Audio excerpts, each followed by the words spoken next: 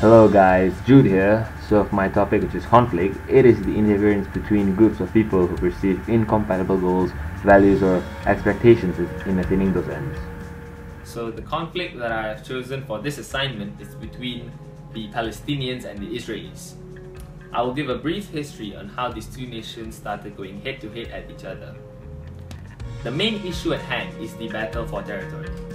Palestine is a home to many types of people. And they were under the Ottoman Empire for about 400 years. In between World War I, the Ottoman Empire had competition from the British, and somewhere along the line, the British issued a Balfour Declaration. And this is a letter of support for the Jews to have a national home in Palestine. After World War I, the Ottoman Empire was no longer in control, and the British took over.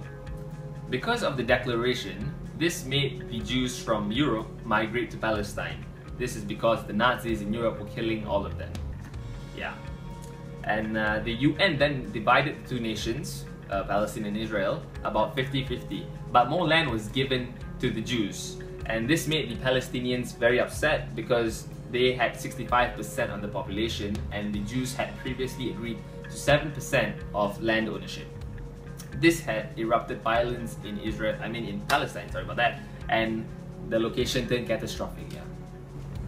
On May 14th of 1948, the Jewish settlers declared the state of Israel without defining its borders.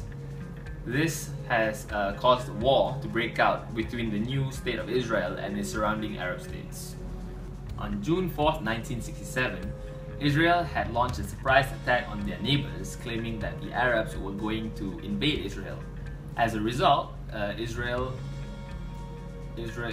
invaded the neighbors and took 100% control of the land.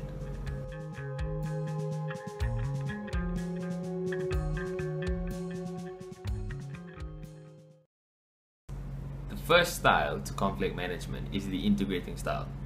And this involves a high level of concern for you and for others. This style is most appropriate when you have a large amount of time to spend debating and working towards a positive solution that will benefit everyone, including yourself. The second style I am going to talk about is the compromising style. This contains a moderate amount of concern for both you and for others. The compromising style takes less time than integrating and is appropriate when you have less time to come to a decision. The compromising style seeks to pick a solution that involves the least pain for everyone. The next style of conflict management is the dominating style. The dominating style involves a low level of concern for others and a high level of concern for self. People who constantly use a dominating style in resolving conflicts are often seen as tyrants and do not appear to care about others because they are only perceived in being interested in getting what they want. Dominating can be appropriate in a situation where a decision must be reached and no consensus can be reached.